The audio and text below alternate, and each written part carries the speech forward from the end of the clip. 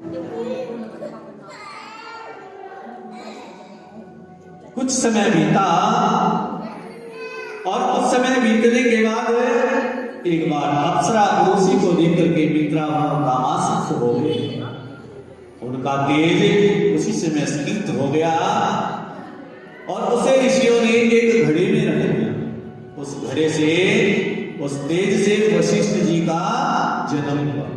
बोलिए गुरु वशिष्ठ जी महाराज की। इसके बाद गौतम आदि ऋषियों ने राजा निमि को पुनर्जीवित करने के लिए यज्ञ किया और देवताओं ने आकर आशीर्वाद दिया और हरि की कृपा से राजा निमि जीवित हो गए। और तब राजा निमि बोले कि हे ऋषिगण, हे देवगण, मैं नश्वर शरीर को प्राप्त करने का अभिलाषी बिल्कुल भी नहीं। इस बंधन रूपी शरीर को प्राप्त कर अपने शोक सागर में मैं डूबना नहीं चाहता। आप ऐसा कोई उपाय कीजिए जिससे मैं सदैव अमर रहूं। राजा के वचनों को सुनकर देवताओं ने उन्हें आशीर्वाद दिया कि राजा निमि, तुम प्राणियों के नेत्रों में सदा निवास करोगे, कि तुम प्राणियों के नेत्रों में सदा निवास करोगे और वहां रहकर अपने सूक्ष्म शरीर से श्री हरिनारायण के चरणों का ध्यान करोगे। बोलिए श्री हरिनारायण भगवान की।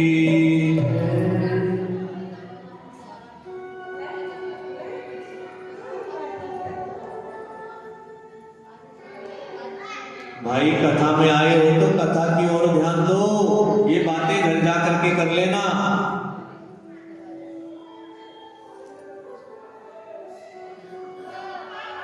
कथा के बाद में 2 घंटे ले लेना और जितनी मर्जी जी भर के बातें कर। बोलिए श्री हरिनारायण भगवान की।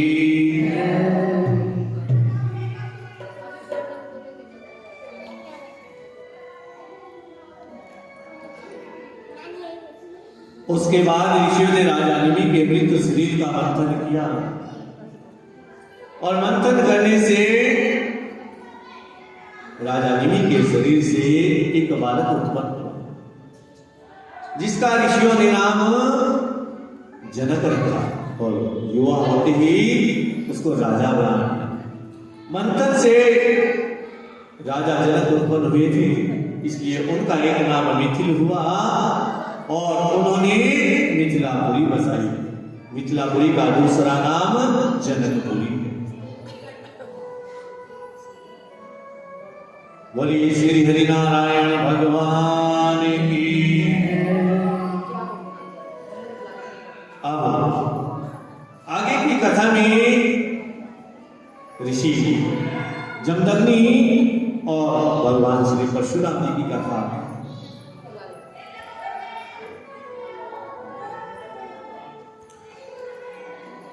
एक समय की बात है,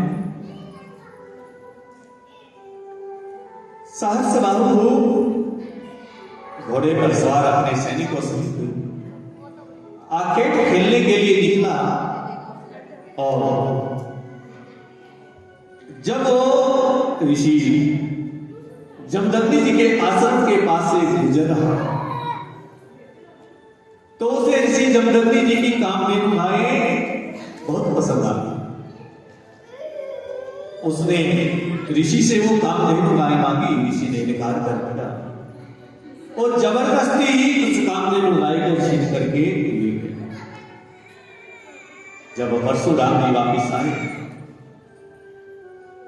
तो परशुराम जी को सारी बात पता चली। परशुराम जी बहुत क्रोधित हुए।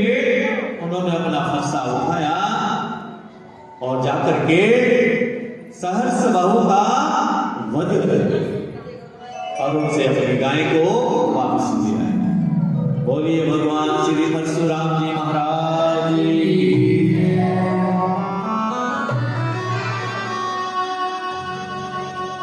और एक दिन की बात है,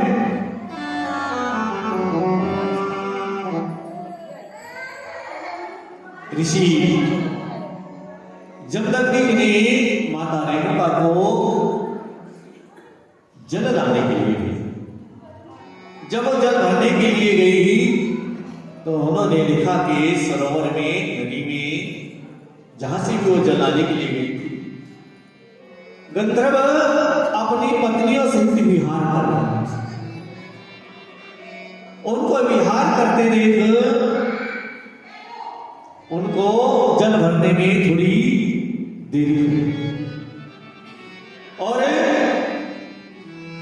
उनके मन में पर पुरुष के लिए प्रेम जागृत हुआ, जिसके कारण उनको जल लाने में बहुत ज्यादा देरी हुई। जब वो जल लेकर के अपने आश्रम में आई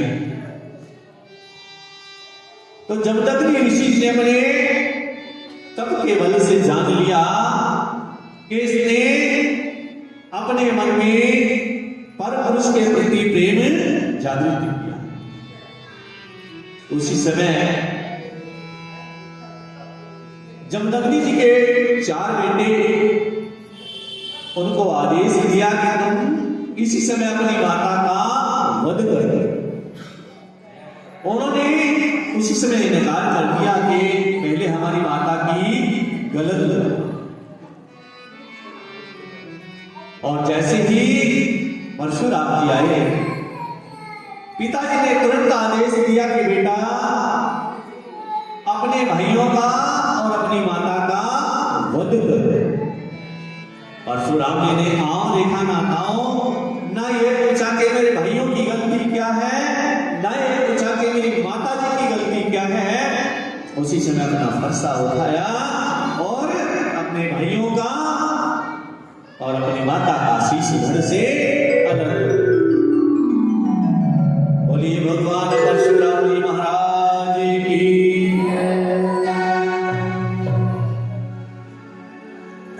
अब इस पितृ भक्ति से ऋषि जमदग्नि जी बहुत प्रसन्न हुए। बोला बेटा मैं आपकी इस पितृ भक्ति से बहुत प्रसन्न हूं, वर मांगो। तब परशुराम जी ने मांगा कि पिताजी यदि आप मुझसे बहुत ही प्रसन्न हो, मुझे वर देना चाहते हैं तो आप मुझे ये वर दीजिए कि मेरे भाई और मेरी माता उन्हें जीवित हो। और ऋषि जमदग्नि ने ऐसा ही कहा कि ऐसा ही होगा, तथास्तु एवं। और उसी समय अपने मंत्रों के बल से उन चारों भाइयों को और अपनी अर्धांगिनी को, जिनकी माता रेणुका को तुरंत जीवित कर दिया। अब यहां पर परशुराम जी ने अपने मन में विचार किया कि मुझे अपने भाइयों की और अपने माता की जो मैंने हत्या की थी उसका दोष लग गया, उसका पाप लग गया, कि इसके लिए मुझे तीर्थ यात्रा पर निकलना चाहिए। और आदेश लेकर के माता पिता का श्री परशुराम जी महाराज अब तीर्थ यात्रा पर निकल गए।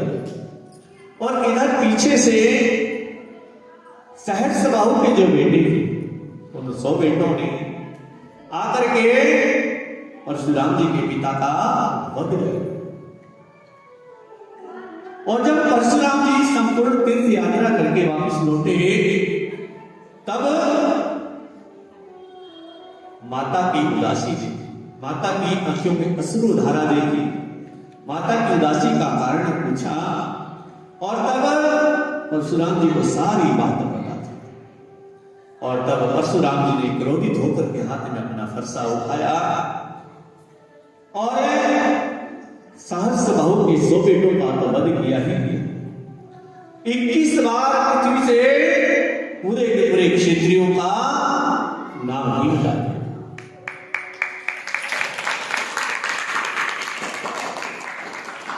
और तब क्षेत्रानियों ने क्या किया, केवल एक बालक बचा था जिसका नाम मूलक,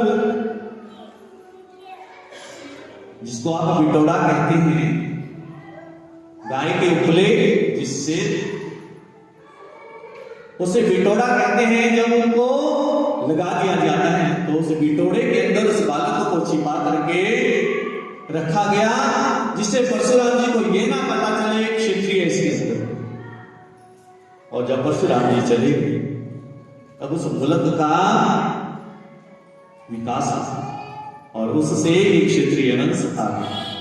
बोलिए भगवान परशुराम जी महाराज की।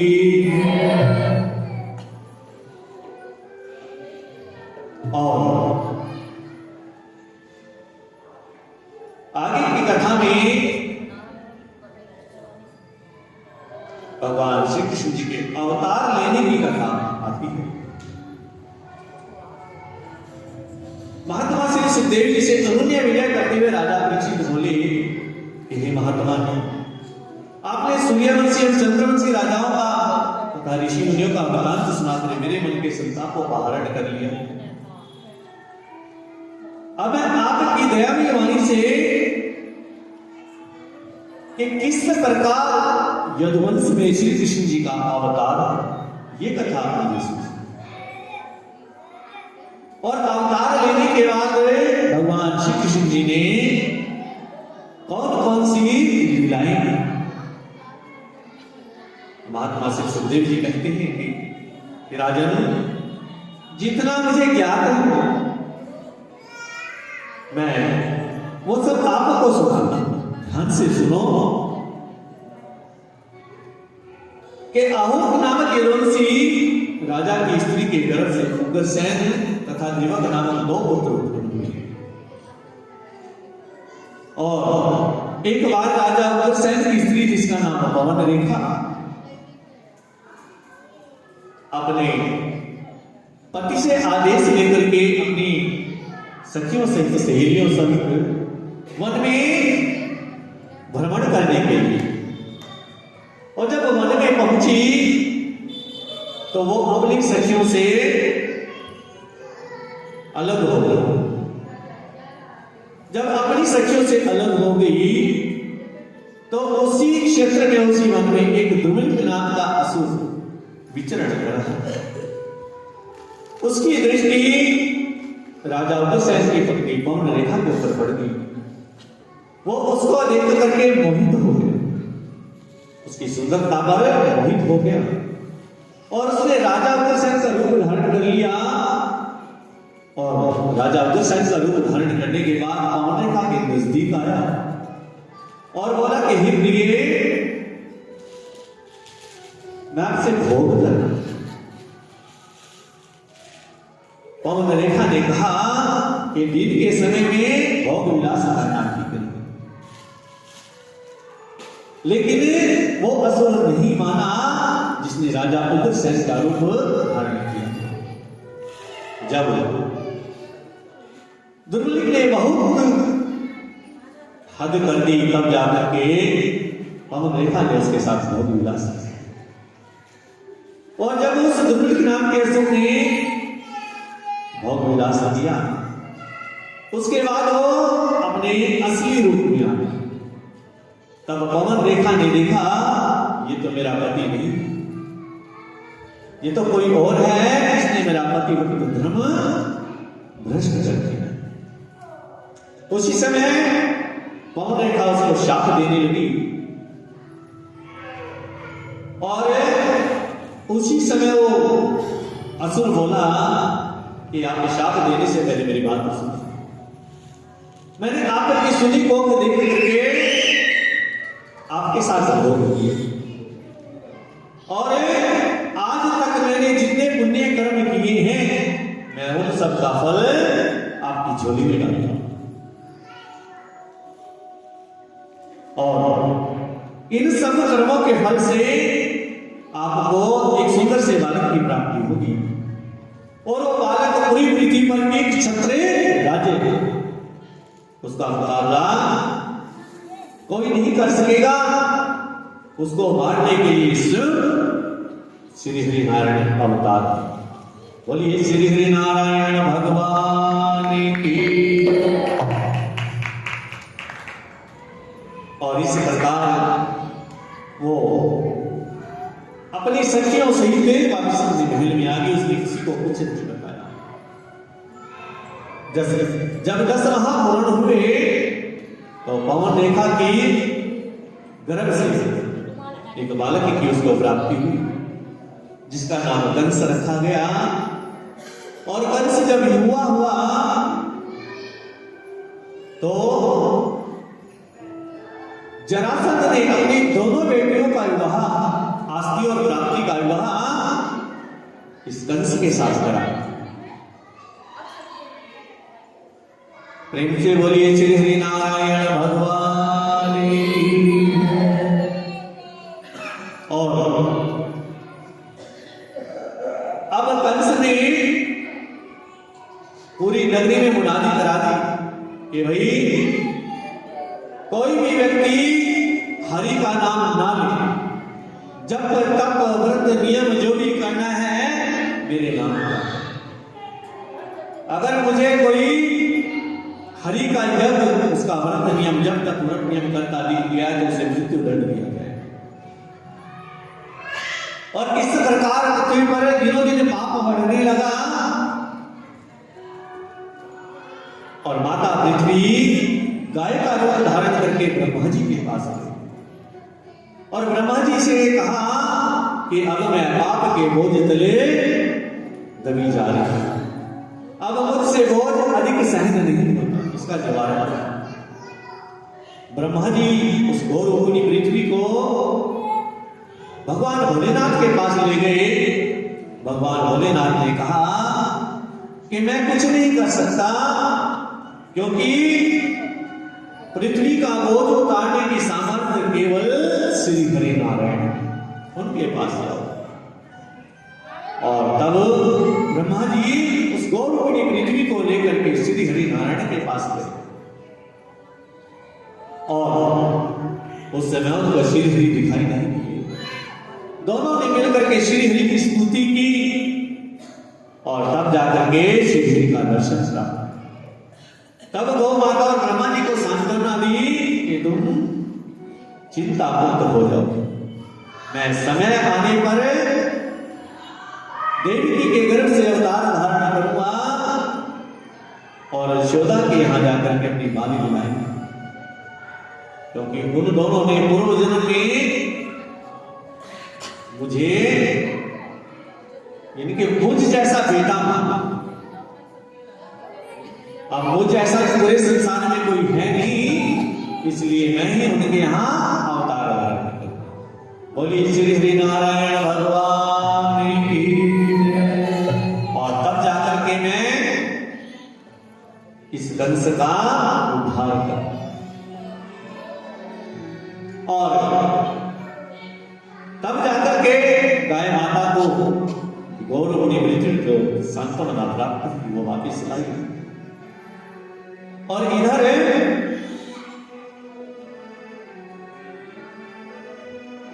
जब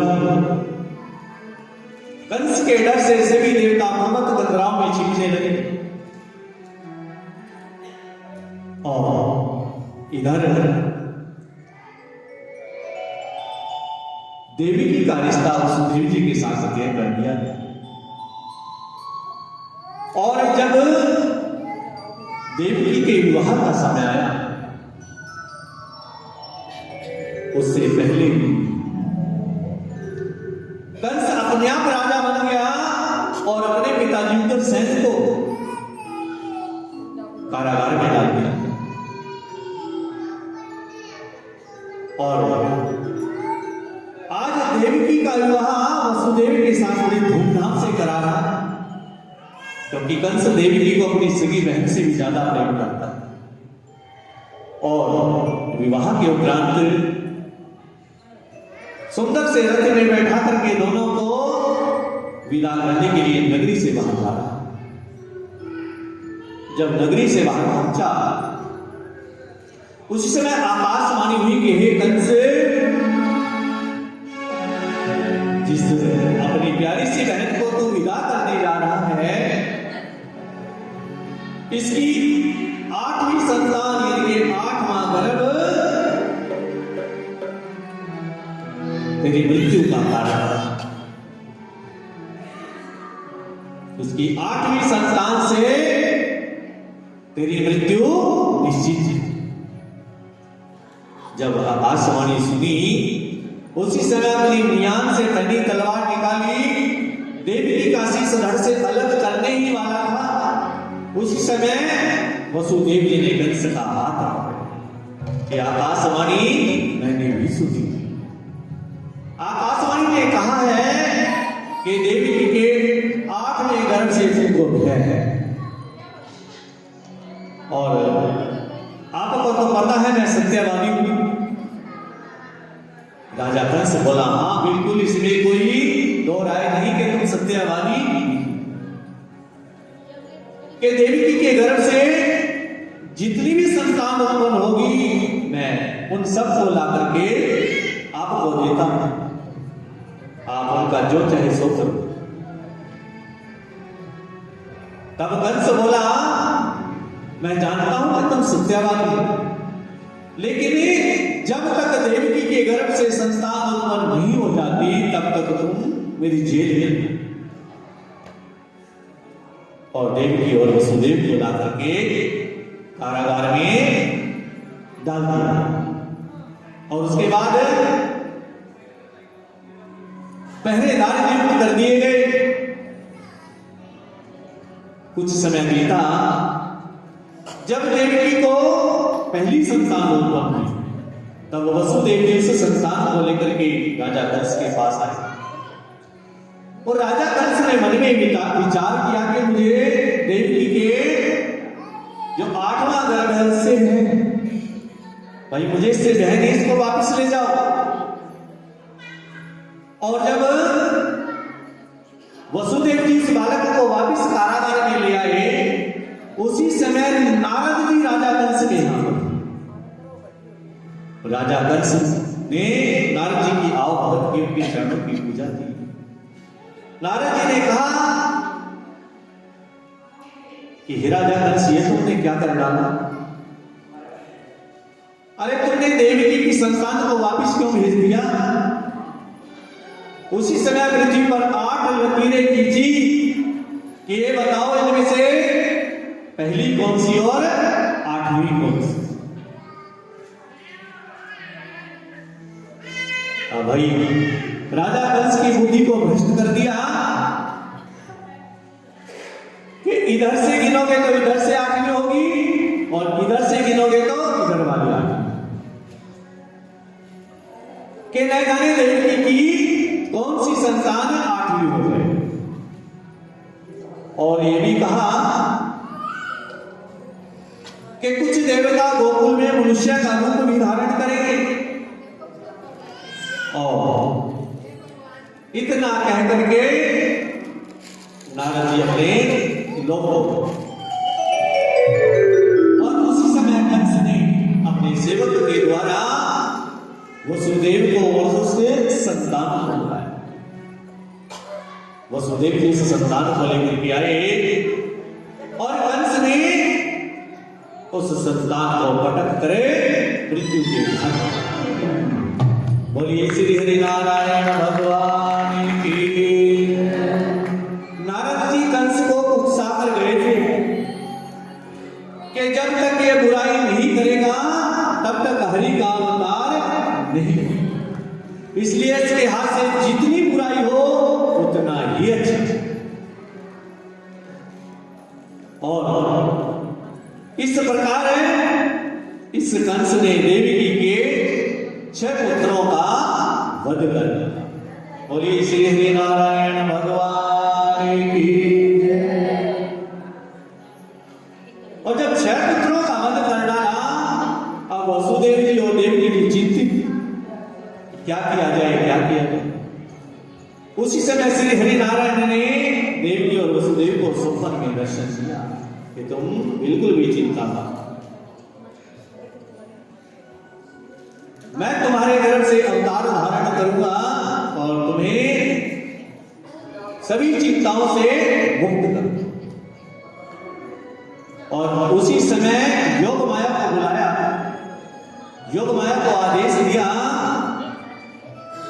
कि देवकी के गर्भ में जो 7वां गर्भ है, इसको निकाल करके वसुदेव की जो दूसरी पत्नी है, जो गोकुल में रह रही है, नंद बाबा की, उनके घर में जाकर के देवकी का जो 7वां गर्भ है उसको निकाल करके रोहिणी के घर में जाकर के उसको स्थापित किया। और ऐसा करने से आगे आने वाले कलयुग में तुम्हारी पूजा हो और वहां तुम्हें दुर्गा, भद्रकाली, विजया, वैष्णवी, चंडिका, कुमिदा, कृष्णा, माधवी, कन्या, शारदा, अंबिका आदि नामों से तुम्हारा नाम विख्यात होगा। बोलिए श्री हरि नारायण भगवान की जय। और भगवान शेष जी का देवकी के गर्भ से निकाल करके रोहिणी के गर्भ में पहुंचाए जाने पर उनका एक नाम संकर्षण भगवान। बोलिए संकर्षण भगवान की। और लोक रंजन होने के कारण राम और उनका बाना धारण करने के कारण इनका शेष जी का एक नाम बलराम हो। और योग माया ने स्वप्न में देवकी तथा वसुदेव जी को सब कुछ बतला दिया कि मैंने तुम्हारा 7वां गर्भ निकाल करके वसुदेव जी की दूसरी पत्नी रोहिणी के गर्भ में जाकर के स्थापित कर दिया। और कंस को क्या समाचार दिया गया कि देवकी का 7वां गर्भ खंडित हो चुका। अब कंस बोला जितने भी पहरेदार हैं कि अब तो ध्यान से पहरा देना कि जब देवकी को 8वां गर्भ रह जाए तब मुझे एकदम से तुमने सूचित करना है। और इधर जब मेरे हरि वसुदेव जी के शरीर से देवकी के शरीर में उनके गर्भ में जाकर के स्थापित हो गए। जब देवकी को 8वां गर्भ रहा तो उसका मुखमंडल और अधिक चमकने लगा। जब सभी पहरेदारों ने देखा तो तुरंत कंस को सूचित किया। कंस आया और देवकी का मुखमंडल देख करके उसने मन में विचार किया और उसी समय जितने पहरेदार से उनसे भी 14वें पहरेदार वहां पर लगा दिए पहरे की कि जब भी देवकी की 8वीं संतान उत्पन्न हो उसी समय मुझे तुम सब सूचित कर। बोलिए श्री हरि नारायण भगवान की।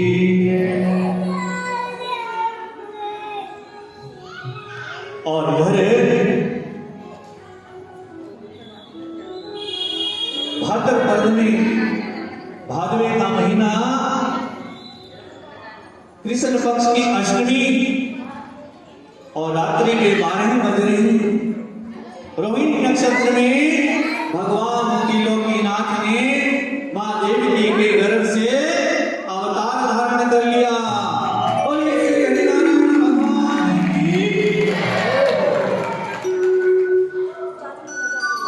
प्रभु चतुर्भुज रूप में देवी और वसुदेव जी को दर्शन दिए। सारी दिशाएं सब प्रसन्न हो गई। नदी नाले जल से पूर्ण हो गए। योगों की अपनी मंगलमय हो गई। वनों में मोर बोलने लगे। भगवान श्री कृष्ण का चतुर्भुज रूप बहुत सुंदर था। उनके हाथों में गदा, शंख, चक्र, पद्म धारण किए हुए थे। जिस समय भगवान श्री कृष्णचंद्र जी ने अवतार लिया उस समय देवताओं ने कुंडवी बजा करके फूलों की वर्षा की। बोलिए श्री कृष्ण चंद्र बलदेव की। ब्रह्मा शिव जी मरुद्गण ने उनकी स्तुति की। वसुदेव और देवकी भी उनकी स्तुति करने लगे। तब भगवान श्री कृष्ण ने अपनी माया प्रकट कर उन दोनों को अपने पूर्व जन्म की याद दिला कि हे वसुदेव जी, हे देवकी जी, तुमने पूर्व की थी और इस पूरी सृष्टि में मेरे समान कोई नहीं, इसलिए मुझे तुम्हारे पुत्र के रूप में आना पड़ा। और इधर नंद जी और माता यशोदा ने मेरी बाल लीलाएं देखने के लिए बहुत कठिन तपस्या की थी।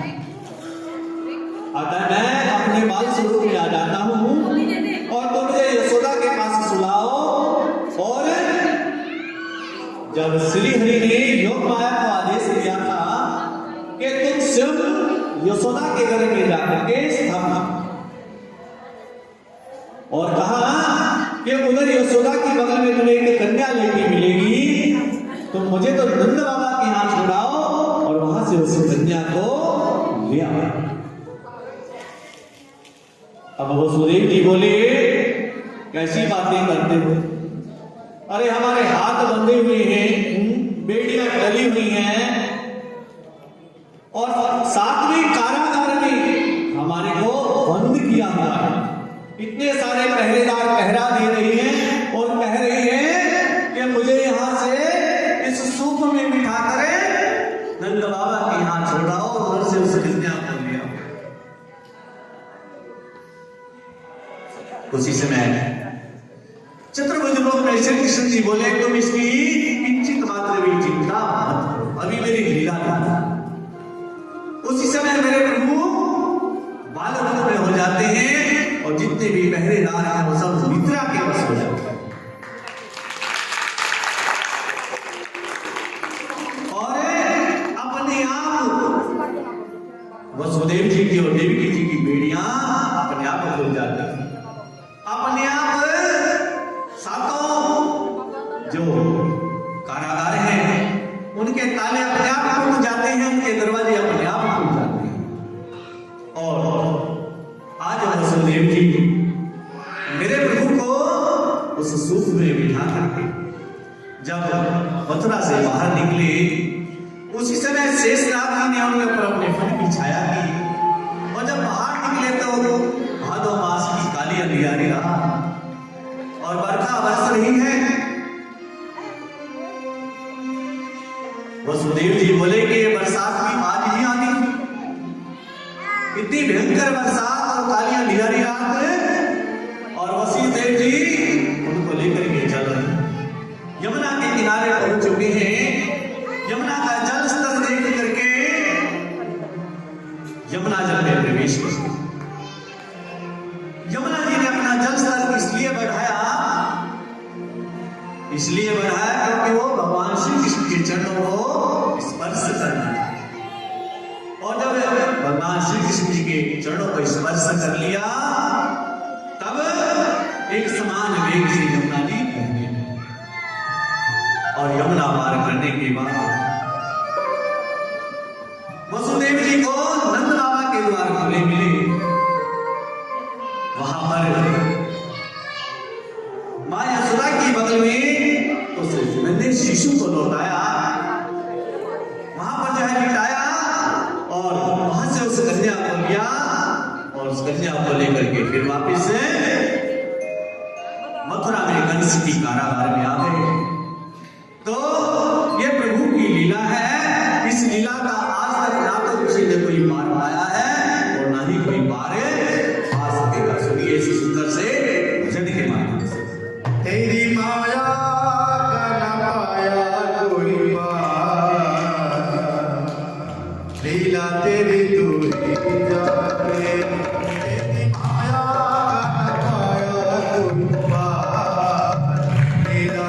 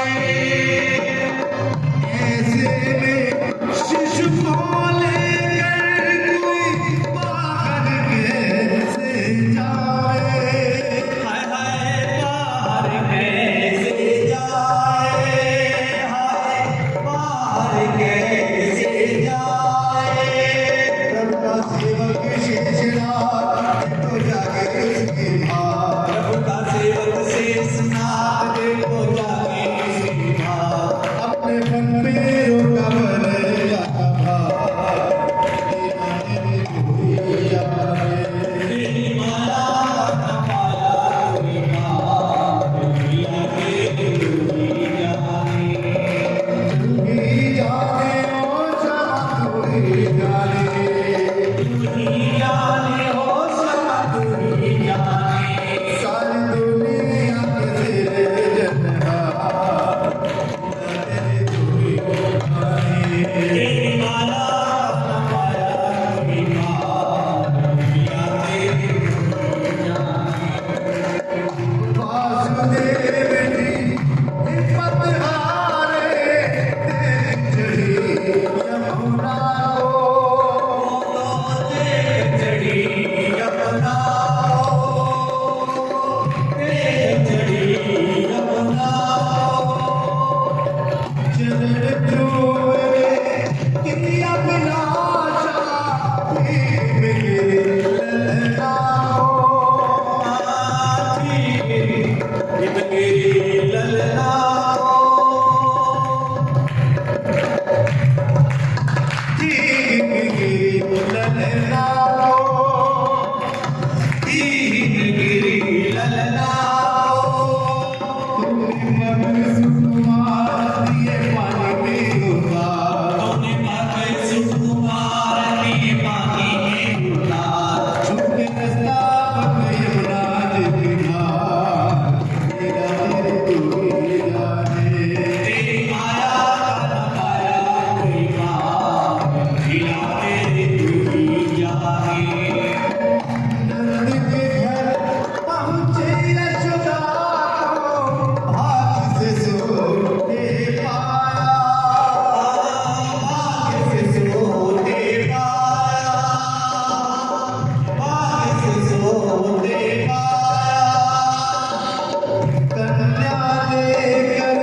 शिशु को छोड़ा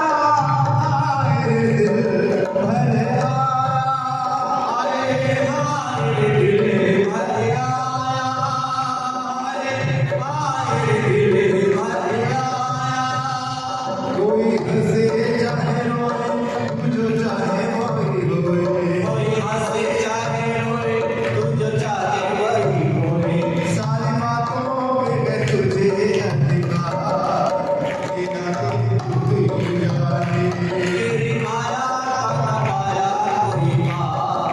बिना तेरी तू जाने तू ही जाने और शाम तू ही जाने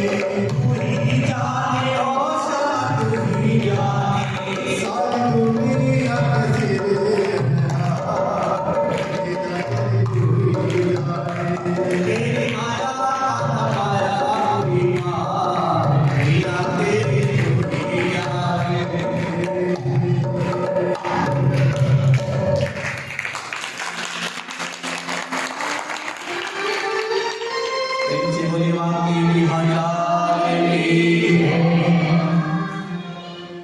और इधर वसुदेव जी जब कन्या को लेकर के आए तो उनके हाथों में अपने आप हथकड़ियां लग गई।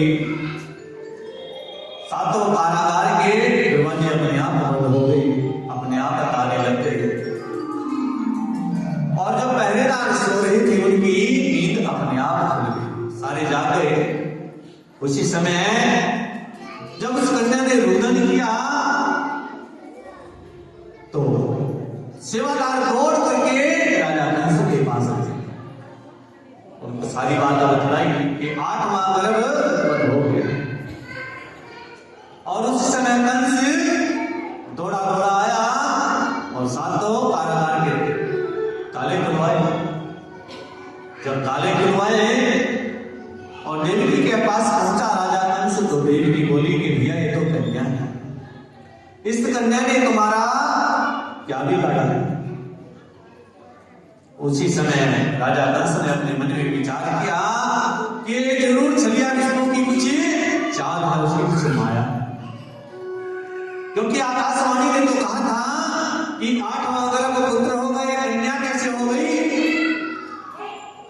उसी समय देवकी के हाथ से उस कन्या को लिया और जैसे ही इसको मृत्यु के घाट उतारना चाहता था, वो कन्या उसके हाथ से छूट कर आकाश में जा गई। और उस कन्या ने अष्टभुजी रूप धारण करके राजा कंस से कहा, राजा कंस, तुम्हें मारने वाले ने तो और कहीं जन्म भेज दिया है। बोलिए मानिए बिहारी लाल की। अब कंस की अखियों से अश्रुधारा नहीं लगी कि मेरी बहना, मैंने तुम्हारे 6 बेटों का वध कर दिया है, इसमें मेरी कोई भी गलती नहीं। ये सब देवताओं की चाल थी और अब उन दोनों की हथकड़ियों को खुलवाया और बड़े प्रेम से अपने महल में ले गया। बोलिए श्री हरि नारायण भगवान की। और इधर नंद बाबा जी के यहाँ, क्योंकि रोहिणी के गर्भ से संकर्षण भगवान का अवतार हुआ और माता यशोदा के गर्भ से श्री कृष्ण जी का अवतार दान करके सब हर्षोल्लास के साथ आज उत्सव मना रहे हैं। और आज नंद बाबा के यहाँ बधाई बज रही है और सभी दूर दूर से सखियां बधाई देने और बधाई देने चल रही। तो भाई सबसे पहले जो आज के जमाने हैं वो उठ करके नाच नाच करके गागा करके बधाई देंगे और फिर आप सभी ने बधाई देनी है। ऐसा कोई भी भक्त ना हो जो भगवान श्री कृष्ण जी का और राम जी का आशीर्वाद ना ले। सभी ने आशीर्वाद लेना है और सभी ने अपनी मन की मनोकामनाओं को आपके चरणों में अर्पण करना है। तो चलिए हम सभी आशीर्वाद लेते हैं। तो मेरे साथ नाच नाच करके आपने गुनगुनाना है। लल्ला की सोने के में आई, यशोदा मैया दे दो बधाई, यशोदा मैया दे दो बधाई, दे दो बधाई मैया दे दो बधाई, दे दो बधाई मैया दे दो बधाई। लल्ला की सोने के में आई, यशोदा मैया दे दो बधाई, लल्ला की सोने के में आई, यशोदा मैया दे दो बधाई।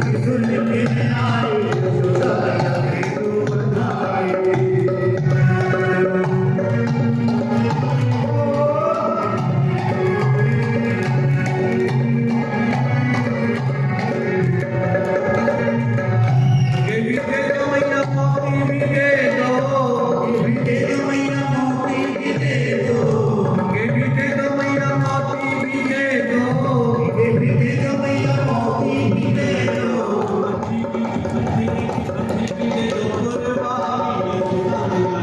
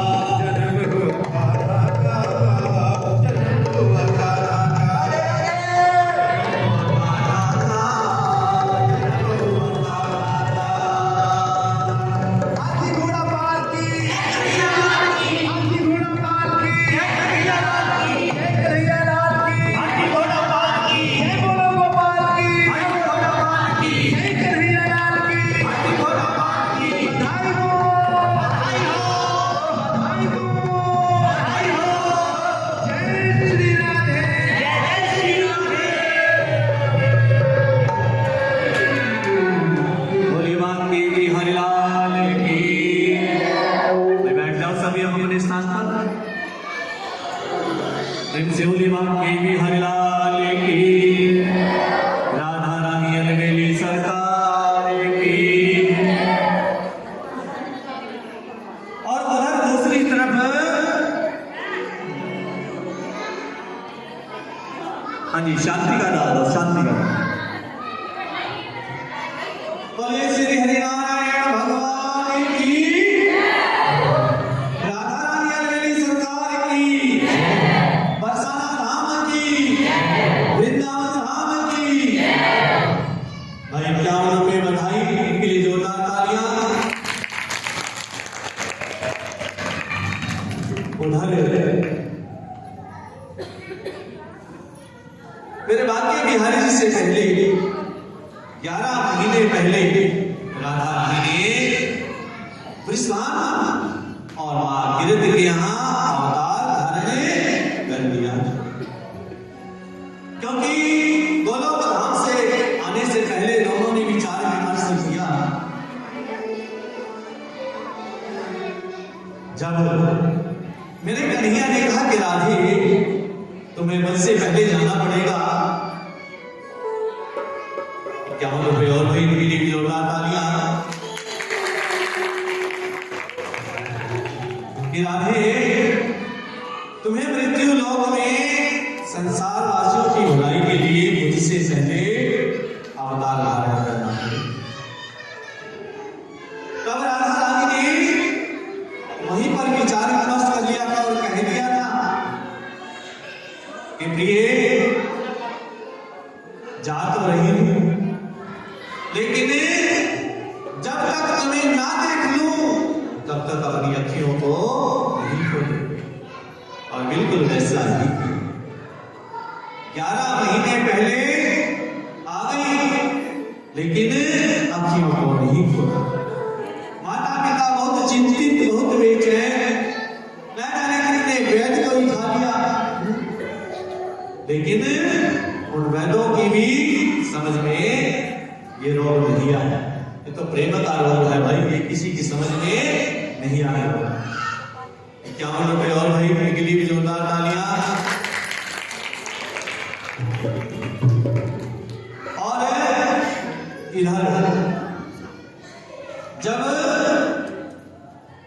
मेरे कन्हैया 6 दिन के हो गए, मेरे कन्हैया जब 6 दिन के हो गए, तो इधर कंस ने पूतना को भेजा और उसे कहा कि जा गोकुल में कुछ देवताओं ने मनुष्य शरीर धारण किया, जाकर के 10 दिन के जितने भी बालक हैं उन सबको मृत्यु के घाट उतार। और जब पूतना ने सुंदर सी स्त्री का रूप धारण किया, कहनों से लद गई, ऐसी बनगी के बहुत बड़े ऊंचे कुल की स्त्री थी। और चलती बनी नंद बाबा के यहाँ आज माता यशोदा से जाकर के मिलती हैं, और बगल में ही हमारे नन्हे से मां यशोदा के लाल मालने में लेटे हुए। और आज मां यशोदा उस पूतना को इतना सुंदर शरीर देख करके अपने मन में विचारने लगी कि ये जरूर ऊंचे कुल की स्त्री होगी, बहुत ऊंचे घराने से। जब पूतना ने कहा कि मैं तेरे लला की सुन करके बहुत दूर से अपने पति से आज्ञा लेकर के आई, तेरे लला की बड़ाई चारों दिशाओं में हो गई, इतना सुंदर बालक तेरे गर्भ से उत्पन्न हुआ। जब अपने बालक की बड़ाई सुनी तो माता यशोदा ने मन में विचार किया, बहुत दूर से चल करके आई है, इसके लिए जलपान की व्यवस्था कर। जैसे ही जलपान लेने के लिए भीतर अपने महल में प्रवेश किया, उसी समय इस पूतना ने उस नन्हे से शिशु को, हमारे कृष्ण जी को अपनी गोद में रखा। लेकिन कृष्ण जी ने अज्ञा खोल करके उसको नहीं देखा और जल्दी से उसने अपना स्तन भगवान कृष्ण के ओठों से लगाया। भगवान कृष्ण उसका स्तन पान करने लगे और ये पूतना है कौन भाई, ये भी आपको थोड़ा सा बतला देता हूं। कल की कथा में हमने सुनाया था वामन भगवान का प्रसंग आपको। ये पूतना राजा बलि की बिटिया है। जब वामन जी ने राजा बलि का सब कुछ लूट लिया, वामन जी को देख करके इसके मन में आया था कि इतना सुंदर रूप, जी चाहता है इसको मैं अपना स्तन दान कराऊं और अपनी गोदी में खिलाऊं। लेकिन जब वामन जी ने सब कुछ छीन लिया, तब इसने मन में विचार किया कि ऐसे बालक को तो विष दे करके मार डाला। तो यही राजा बलि की बिटिया अगले जन्म में पूतना बनी, क्योंकि मेरे प्रभु सबका कर्जा अदा करते हैं, वो किसी का भी हिसाब किताब इधर उधर नहीं करते। और आज यही पूतना जब अपना स्तनपान करा रही है तो प्रभु ने उसका दूध पिया, और आज पूतना दूध पिलाते पिलाते विषपान करा रही है। तो मेरे प्रभु ने दूध के साथ साथ विष का पान तो किया, साथ में उसके प्राणों को भी मेरे प्रभु पीने लगे। और जब उसके प्राण निकलने लगे वो छटपटाई, उसने अपना वास्तविक रूप धारण कर लिया और आकाश में जा गया। और जब मेरे प्रभु ने उसके प्राणों का हरण कर लिया तो ये पूतना एक बहुत बड़ी चट्टान पर जाकर के गिरी और एक धड़ाम का शब्द हुआ।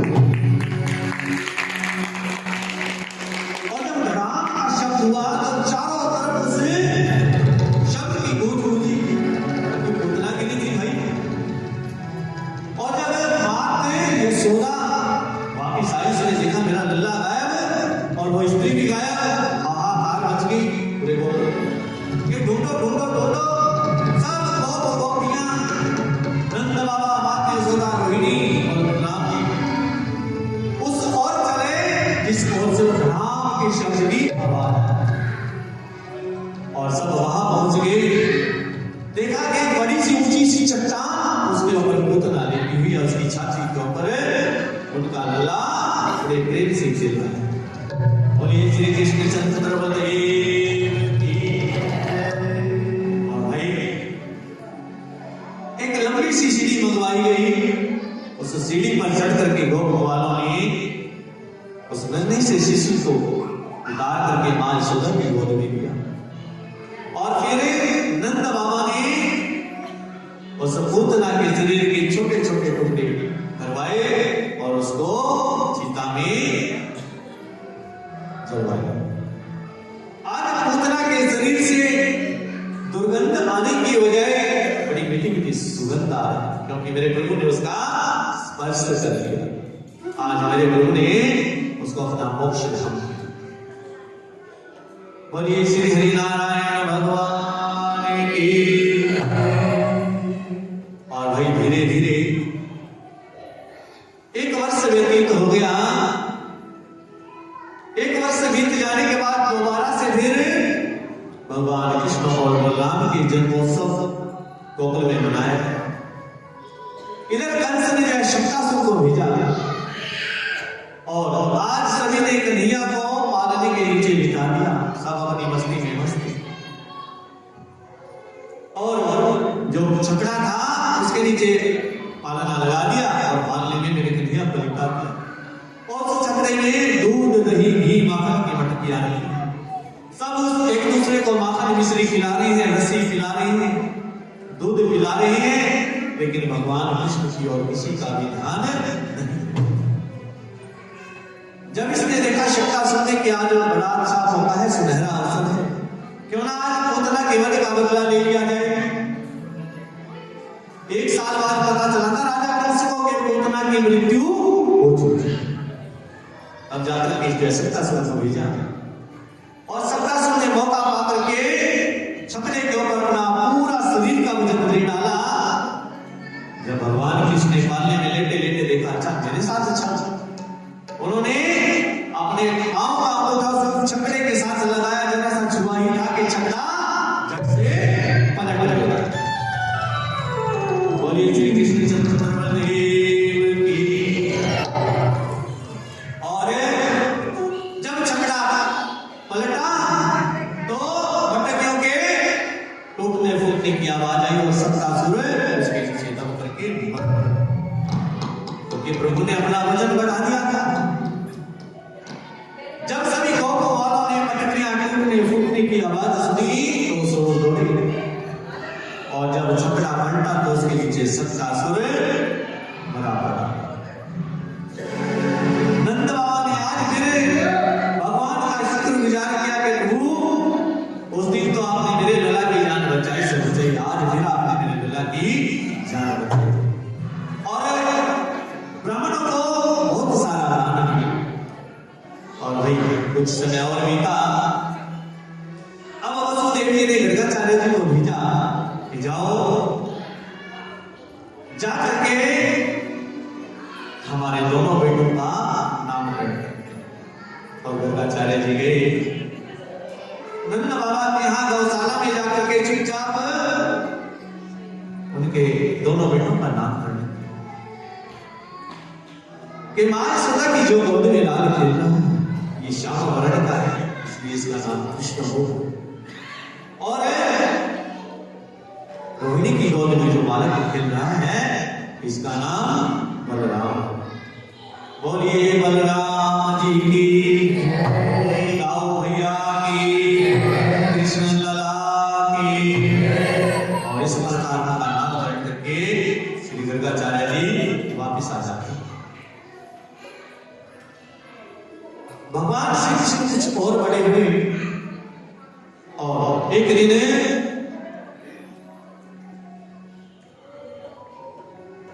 जो मां यशोदा की गोपिकाएं थी, जो उनकी सेविकाएं थी, उन्होंने कन्हैया को माटी खाते हुए देख लिया और जाकर के मां यशोदा को बताया कि तेरा लला ने माटी खाई। आज ये छड़ी लेकर के भगवान कृष्ण को जो तीनों लोक के पालनहार हैं, आज उनको डांटने के लिए जा रही है। सभी देवता भय से कांप रही हैं कि आज हमारे प्रभु मां यशोदा के हाथ से पिटने वाले। और जब पूछा कि तूने माटी खाई है, मेरे कन्हैया ने कहा ना भैया मैंने माटी नहीं खाई। अच्छा अपना मुंह खोल के दिखा। जब कन्हैया ने अपना मुंह खोला तो मां यशोदा ने पूरे ब्रह्मांड का दर्शन किया। इसलिए जहां कन्हैया ने माटी खाई थी उस स्थान का नाम आ गया है ब्रह्मांड घाट। उस स्थान का जब वृंदावन जाओ तो ब्रह्मांड घाट के भी दर्शन करके आओ। बोलिए श्री हरि नारायण भगवान की।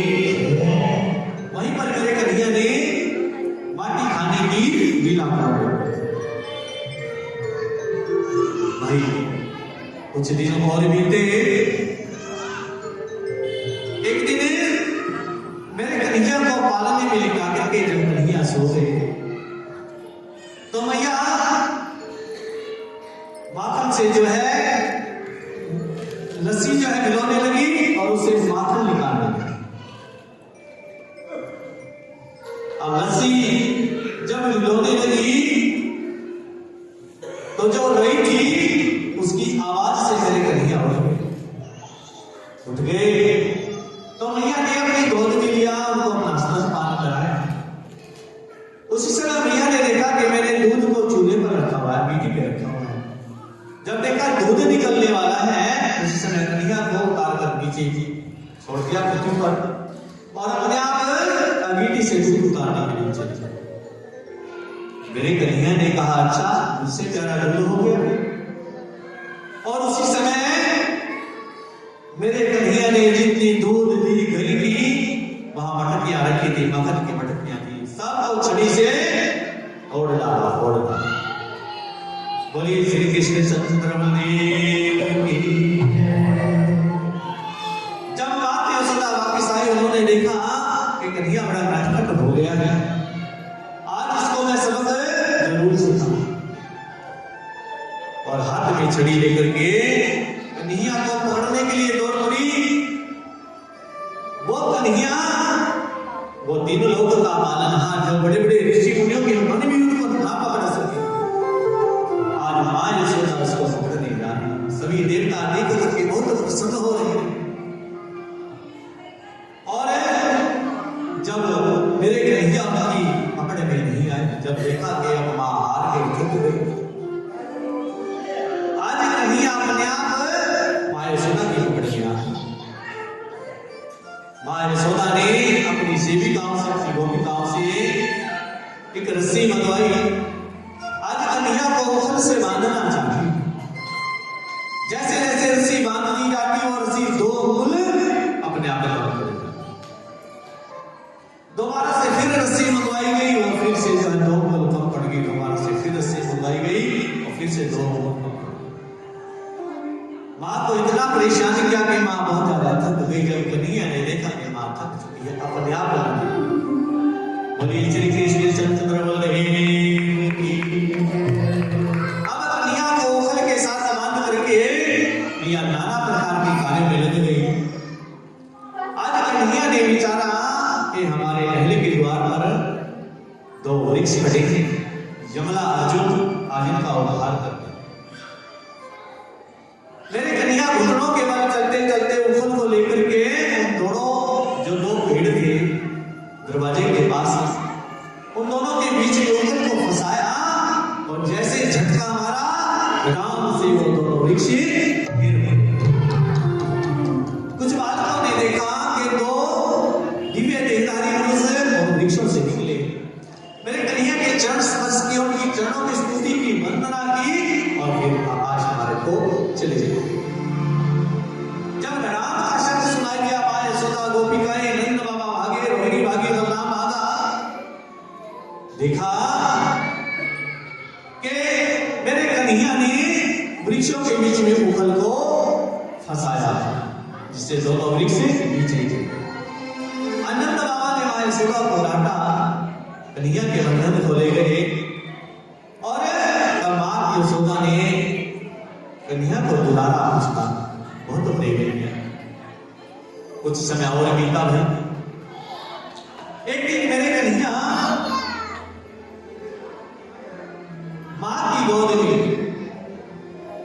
आंगन में बैठी हुई और आसमान में चंद्रमा को निहार और आज मां से चंद्रमा के बारे में पूछ रही थी कि भैया ये क्या है। मां ने कहा, बेटे चंदा मामा।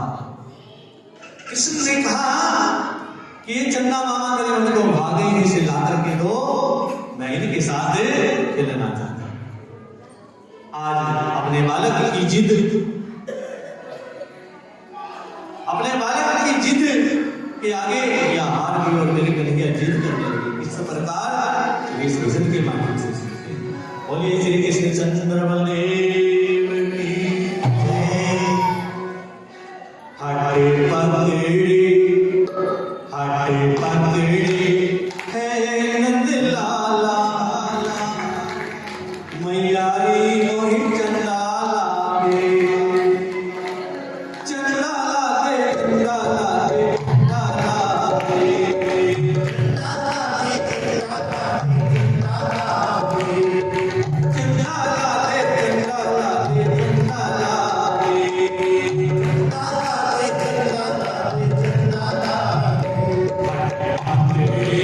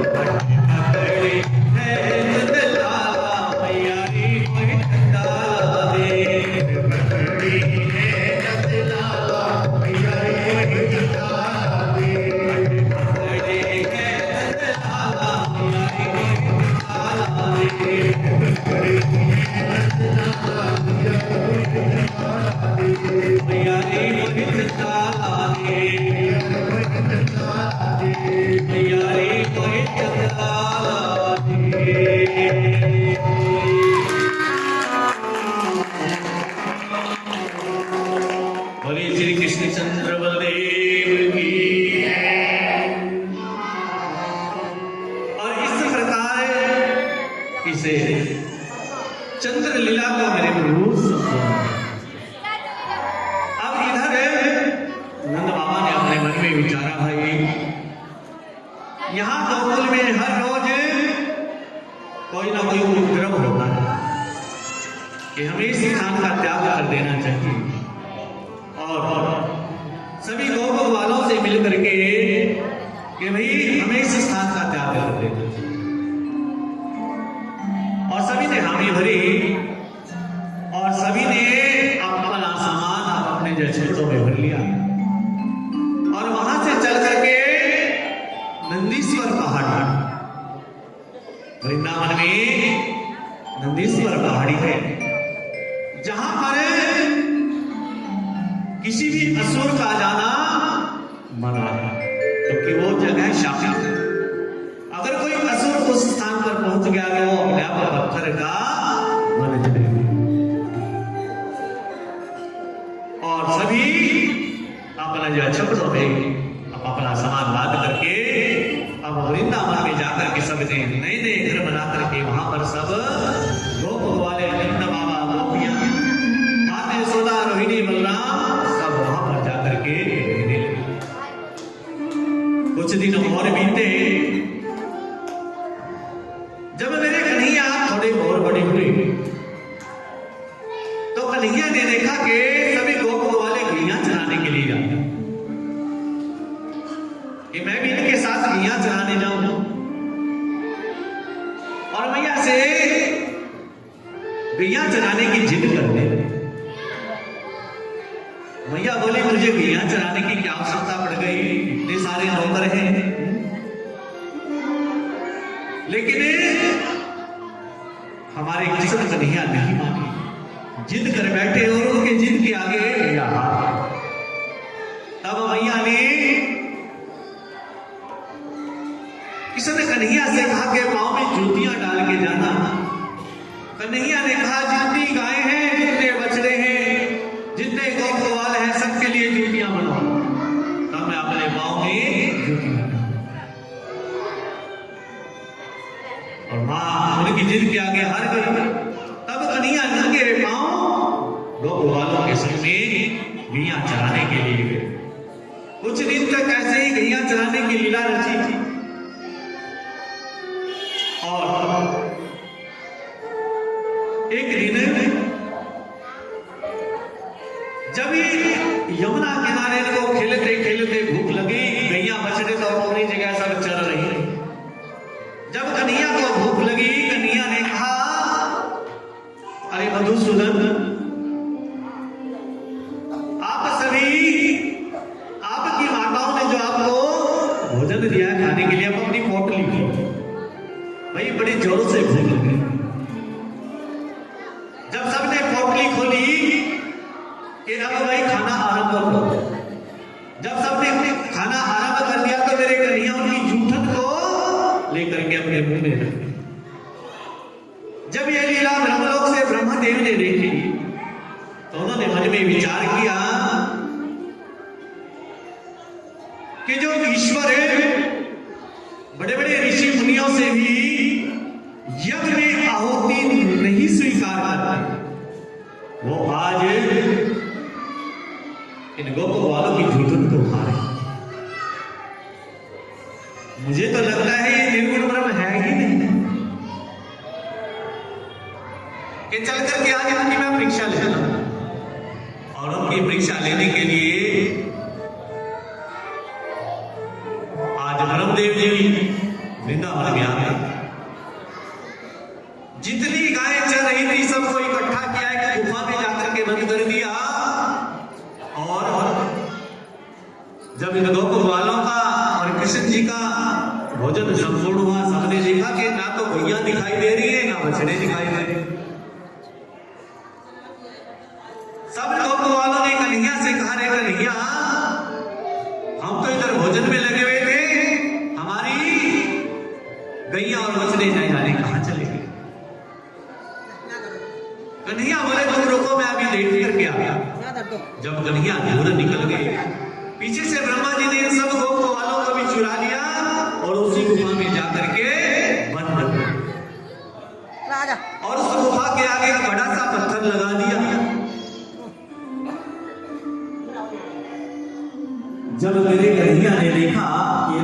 प्रभा जी की लीला है। अच्छा, उसी समय अपनी माया से हो वैसे ही गैया, वैसे ही बछड़े, वैसे ही गौ को वाले बना दिए और संध्या के समय बांसुरी बजाते हुए कन्हैया वृंदावन में प्रवेश कर गए। बोलिए बात के बिहारी लाल की, राधा रानी अलवेली सरकार की। और इसी तरह हर रोज नित्य नई लीला मेरे कन्हैया करते हैं। और इधर से वृषभान लगी राधा रानी अपनी सखियों को संग लेकर के कन्हैया के साथ खेलने के लिए ये हर रोज का नियम बन गया।